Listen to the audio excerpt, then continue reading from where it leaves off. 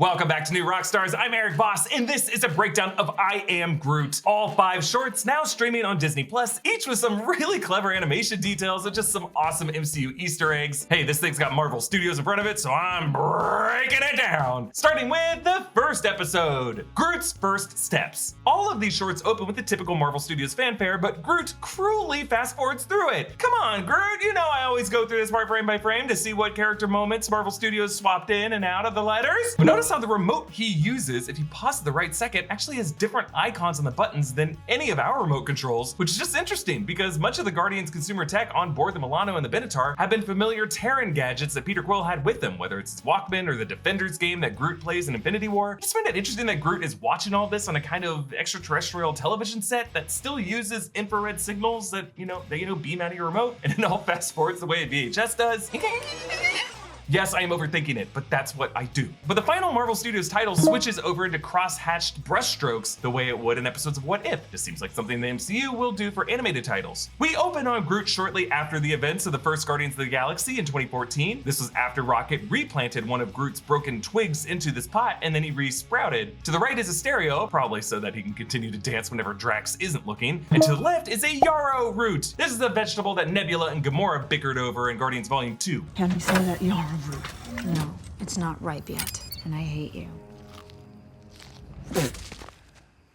It's not ripe. By the look of it here, its purple sprouts make it look like it's just a tad overripe. And as time passes, the yarrow root rots as Groot gets spritzed by these drones. But after eating too many cheesy puffs, he grows into the Volume 2 baby Groot form that we know and love. And after getting moved out of the way for a new houseplant, behind him you can see on the tape deck with the Awesome Mix Volume 2, we presume, loaded in there because this would be after Volume 1. Peter Quill would have just opened up this new tape from his mom. He probably would be playing it at this point. Groot jealously rages against this tree, much like he rages against Drax when Drax breaks the amps in the Guardians Volume 2 opening sequence. Groot pulls apart this tree, spewing a green gummy interior, but don't worry, in the credits it says, no tree creatures or plants were harmed during the making of this short. Actually, every short has a similar joke in the credits just like this. On to the next episode, The Little Guy. Now this episode opens with the Milano parked on a dry planet, and yes, this would still be the Milano because remember, when Groot was baby Groot, that would be between Guardians Volume 1 and Volume 2, and the Milano was not wrecked until Volume 2. It's between Volume 2 and Infinity War when they get the Benatar. Now on the branch is a Vilu, or Vilu. Now remember, the Vilu are the furry bird-like creatures from Bearheart in Guardians Volume 2. They also show up among the Collector's Collections in the Mission Breakout ride at the Disney parks. Groot builds a house of twigs with a wind chime, but he gets overtaken by the Vilu, leading Groot to scream in my favorite jump cut of the season.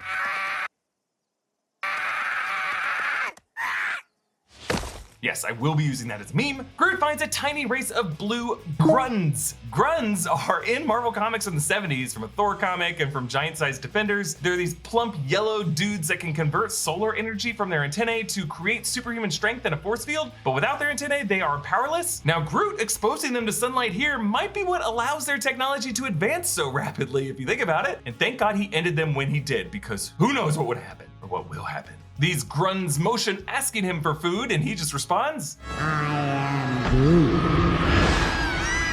Yeah, he loves being the big guy for a change. And I love how this little parable mirrors the Avengers conflicts of the MCU. Groot looms down on this civilization as a conquering giant, much like a Celestial or Galactus Devourer of Worlds. And the first thing that happens is he is attacked by these warriors with slings, and notice how each of these 3 is painted with different markings. These might be the early Avengers of this race, each branded with a different costume and sigil. But their weapons rapidly advance from laser pistols to a mounted gun to a fully Avengers assembled fleet of jetpacks and hovercraft. We saw this kind of micro-civilization rapidly advance gag in one of my favorite Treehouse of Horror episodes of The Simpsons, which also came from an episode of The Twilight Zone. These guys frighten Groot into pooping out a leaf that they use for sustenance, and as they gobble it up, I love how you can see this elderly female grunt crying tears of joy. Groot finally understands his purpose and tries to feed them, but...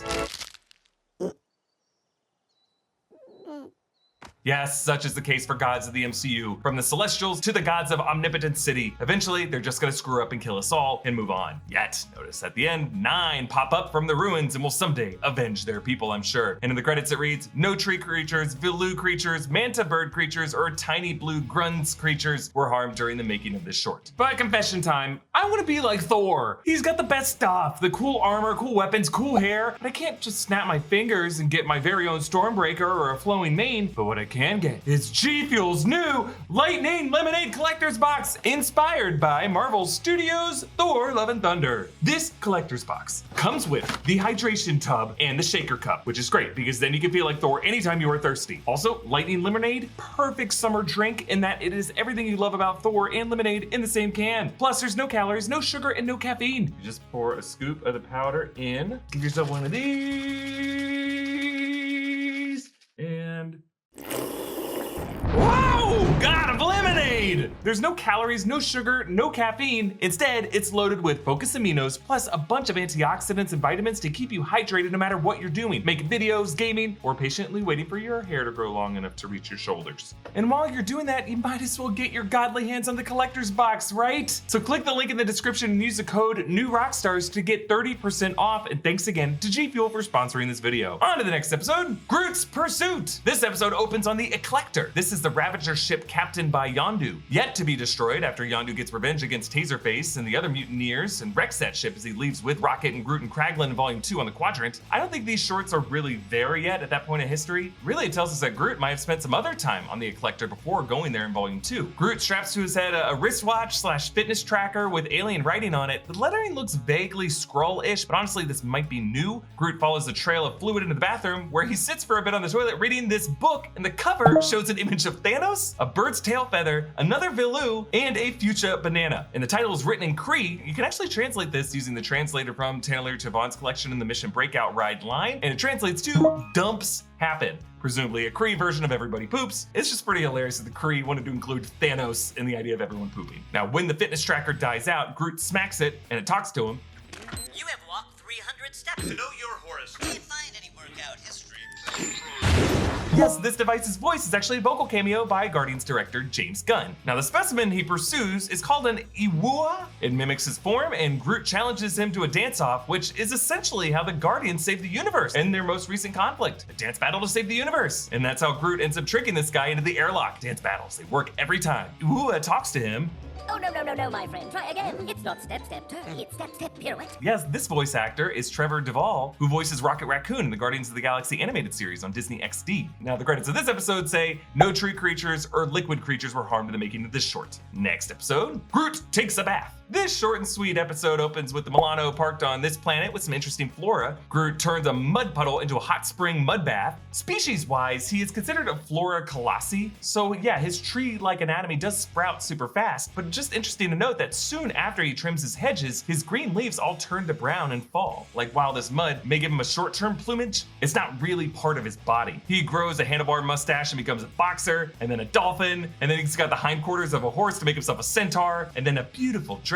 Honestly, I just think this short was used to sell variant toys of Groot, because I know there are figurines of all these, which I can't really judge because at the end of the day, the full MCU is really just to sell toys. Now, Groot gets mocked by this squirrel bird, and he shaves it to turn its plumage into a scarf. Now, this thing is called a Gangalorian squirrel bird creature, confirmed in the closing credits, where it says none of them were harmed during the making of this short. And then on to the last episode, Magnum Opus. Now, Groot is aboard the Quadrant, which is the smaller, detachable, pilotable version of the Eclector, the one that Yondu flies out of the rest of the Eclector that blows up. Now, this doesn't necessarily mean that this is after they blew up the rest of the Eclector in Guardians Volume 2, but it does suggest that the Guardians might have crossed paths with the Ravagers in some other instance, maybe took their Quadrant ship and returned it. We start by pushing in on this Jansport backpack with patches of NASA, the Pac-Man ghosts, etc. This is Peter Quill's backpack. This is the one that he had with him on the night he was abducted in the 2014 film, and the one that he's always kept with him. Inside, Groot finds an Alf comic, which is an actual Marvel Comics issue, Alf number 4 from 1988, and I love that they got a timeline-specific one there, because that would be a very recent issue of Marvel Comics that Peter Quill had with him. But also poses the question of how many Marvel Comics are within the world of the MCU? We know Captain America ones were back in the 1940s, but since Alf is such a weird one to be part of the Marvel Universe, I love that this is the one they used. This is the one where Alf flies out of the house wearing the family's tablecloth and he says, "The fantastic fur to the rescue!" And yes, just to be clear, Alf was part of Marvel Comics. This motherfucker showed up in reports of Thanos' victims in Infinity Gauntlet. And I love this, the back cover of this comic has an ad for Pingo Doce. This is the Brazilian juice that was bottled in the plant where Bruce Banner worked in the 2008 Incredible Hulk film, where a drop of his blood contaminated a bottle of this stuff that Stan Lee would later drink. Now Groot tears off the cover of this comic book, and throughout the episode you can barely see the back of it, but it contains the exact print ads that would exist on the inner fold of one of these comics. Groot snips some fur from Rocket's tail, gets some soap from Drax in the shower, but we barely see him because the guy's so good at being invisible. But then also he uses the boot of Peter Quill. He uses the rocket propulsors on the side to weld it all together. Now tumbling out of his armful was actually a glowing yellow battery. This is one of the Anulax batteries that Rocket steals from the Sovereign in Guardians Volume 2. Groot tries to make glitter by blowing up a processing chip. The bomb he makes says Kree on it, translating to armed. Rocket runs over, voiced as always by Bradley Cooper. And yes, by the way, Vin Diesel did voice all the vocalizations of Baby Groot in the series. But Rocket says,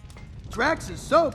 He's been looking everywhere for this. He won't shut up about it. and on that bar of soap, there are a few hairs stuck to it. I assume they're just Rocket's hairs. I don't want to think about it too much. Now the credits of this episode read, no raccoons or tree creatures were harmed during the making of this short. The same cannot be said for the handlers of said raccoons and tree creatures. I believe shout out the handlers is something that James Gunn would always do in the credits of his Guardians of the Galaxy movies. And we get this little post-credit stinger showing the completed Magnum Opus artwork floating beside one of those Anulax batteries, and it depicts Groot wrapping his arms around Rocket, Peter Quill, Drax, and Gamora, showing how he was drawing the moment he saved them all with the We Are Groot moment in the 2014 film as they crashed to Xandar, meaning some part of Groot may retain his memories, which is just so beautiful. Like, what is this broken MJ necklace shit? And who is cutting onions in here? Yes, I might be older than the demographic these shorts were intended for, but whatever, I love them. Follow me on Instagram and Twitter at EA Voss. Follow New Rockstars. Subscribe to New Rockstars for more analysis of everything you love. Thanks for watching. Bye.